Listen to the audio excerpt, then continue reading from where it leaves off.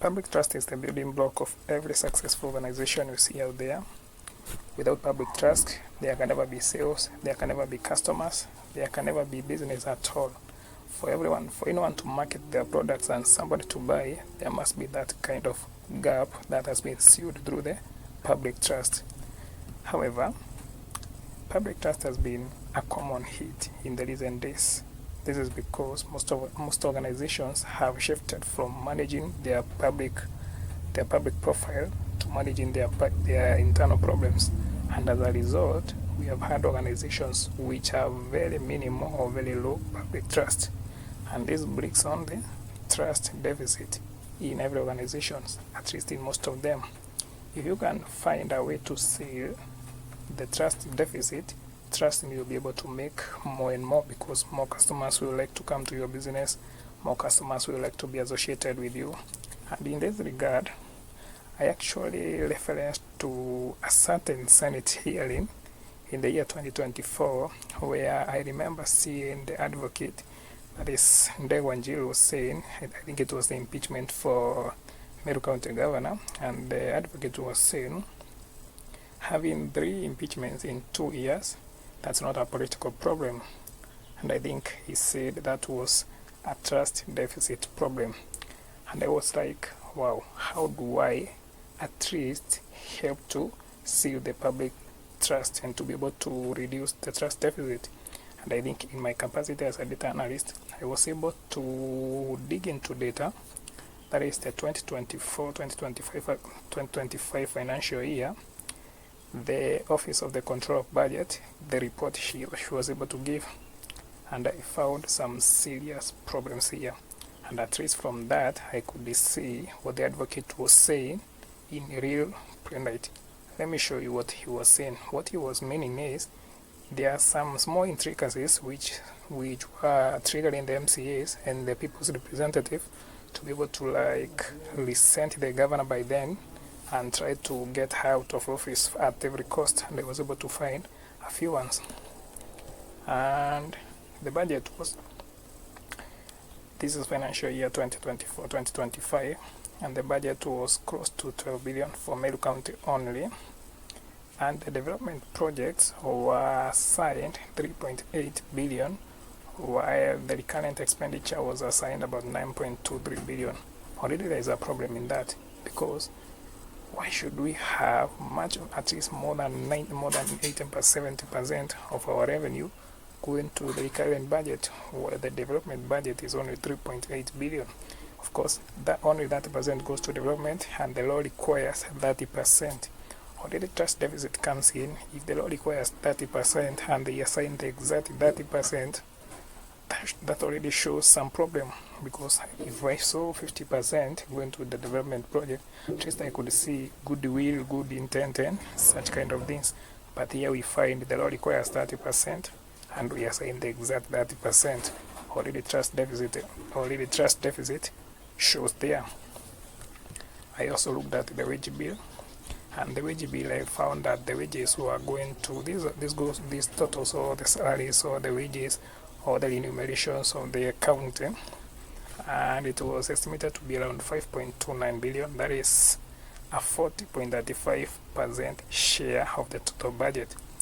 And you see, the law requires wage bill should never go past 35%, but here we have 40.35%.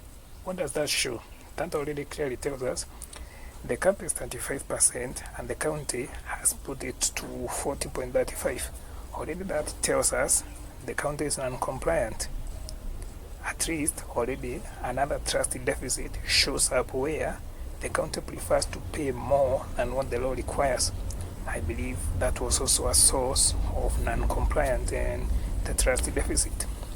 I was also able to look at the pending bills. About the pending bills, there was a funny trend here, because opening the year, that is when the year was started, on 1st July of 2024, we had pending bills of about 1.47 billion. The new bills were acquired in between the year. The period the year were around 1.15 billion.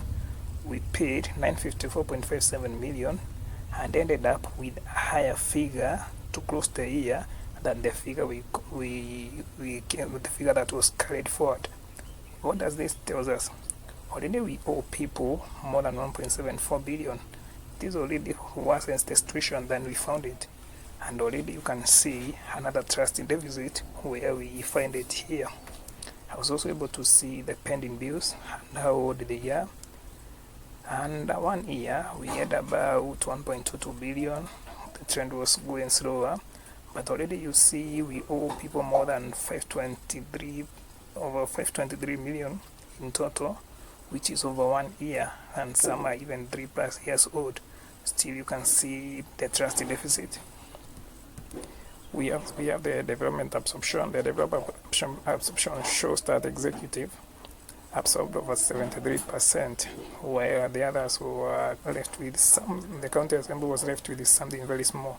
I also believe this one was one of the biggest issues the people's representatives had.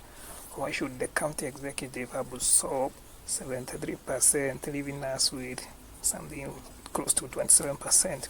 So the people's representative had a problem because the executive was taking so much in the development absorption while they were left with so little. Imagine from 2.83 billion to about 12.71 million. The gap is really big, and I think this was also another contributing factor to the dissent by the MCAs. We have the OSR composition. The OSR composition just only says about the own sources of revenue the county has been able to generate over time within it itself. And here is another issue. The issue was we was able to cluster it into 2 categories, and the first category was the first amount, own source of revenue. I had the FIF. The FIF is the Facility Improvement Fund. This goes to, I think it is in the health facilities. It is in the health facilities where we find the FIF, and the FIF was 65.2%, while all the other sources, talking of the parking fees, talking of the business registration fees, talking of the cess on the roads, was totaling to 34.8%, while the FIF was close to 66%. What does this tell us? This says the county relies 65% on the revenues from hospitals. And I think this is where revenue dangerously is dependent on patients. So the county is benefiting 65% from the sick, while all the other sources of revenue stand at 34.8. I believe that there is also a problem there. About the OSR performance, the own source revenue performance, the total OSR collected was about 1.16 billion, while the budget was 1.10. So we collected more than we had budgeted. This tells us the overperforming masks some weak diversification, because we haven't been able to diversify well, given that you found 65% on the FIF while others are at 4.8. So there's an issue still about the travel expenditure. This is where we find a few messes here, because the total, there is the domestic travel, we have the foreign travel. This is about the county executive, this is about the county assembly. And still you can see the county assembly travels more than the county executive to some extent. But the thing is, the total amount is going to, we have millions spent abroad, Tanzania, US workshops, local development absorption only 10%, still another issue. These are all millions which have been spent on traveling only, while local absorption still remains low. Projects have not been finished. You see, I think we are funding more of their travel plans than their development plans in the county. Then we have the fund performance. How is the fund performance? The total fund allocation was 316.0 million. Then the actual fund expenditure was 19.5. So they have allocated 316 million, yet only 19.53 is being used. Why? Where is the balance? These are questions which bring some trust deficit.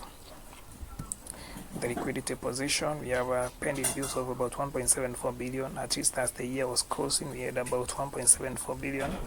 Then the opening cash balance was about 704.24. That means the year opened with a balance carried forward from the previous year of about 704 million, but we ended up closing with pending bills of about 1.74 million.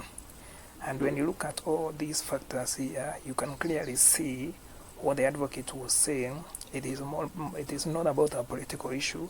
It is not that the governor was bad. It is not that her leadership was bad. It is not that something was bad in any way. Everything was working well. It's only the reporting was not clear, because all these things needed to be clarified.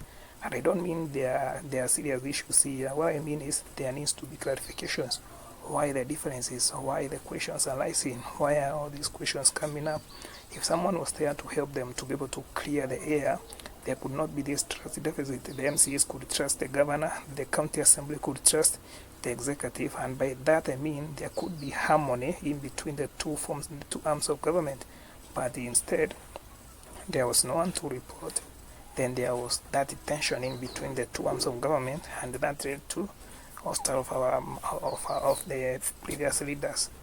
And by this, you can see how clear every metric is brought to your eyes for you to see where there is an issue, so that reporting can be made easier, and even decision making can be easier, because with this you can already see we have about 1.74 billion.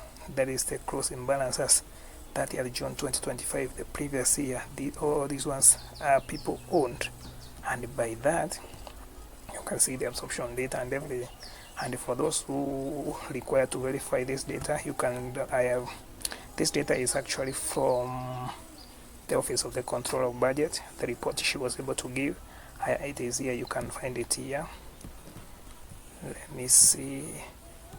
The entire data comes from, yeah, exactly. This is where the data comes. This is an authored report from the Office of the Control of Budget. Still, this system, the Meru County Financial Year Deficit System, also provides another report. And the report looks like, let me show you how the report looks like. Exactly, this is the report. You have this is the summary of those files, of those items there. We have the executive summary, we have the key findings, we also have the material. So I will post this system in my website. You can look at it. I have hosted it. You can also interact with it. It is somewhere. This is the link. You can interact with it there and even tell me what do you think can be added. How can we help streamline leadership in our country? And let me say this clearly, because trust deficit is not about the leadership and governance problem only. Recently, I heard Zuckerberg say perception has affected Meta very negatively. He also claims Meta's poor performance is not about the staff, it is not about the resources, it is not about leadership, it is just about perception, the public trust, the trust deficit in it. I also recently found out that Volkswagen also had the same issues a few years ago. So this is a general problem affecting very many organizations. If you can manage the trust deficit and be able to reduce it day after day, most of the things happen by themselves. So as long as you focus on the quality of leadership, please focus on trust, building the public trust. Focus on maintaining that good relationship with the public, and by so doing, you'll be having the best of the time. So visit my website at derrickbi.vasel.app. Check on the system, interact with it, tell me what you think can be done, help me be able to help others even more. And by so doing, we shall be going very far. So thank you. Goodbye.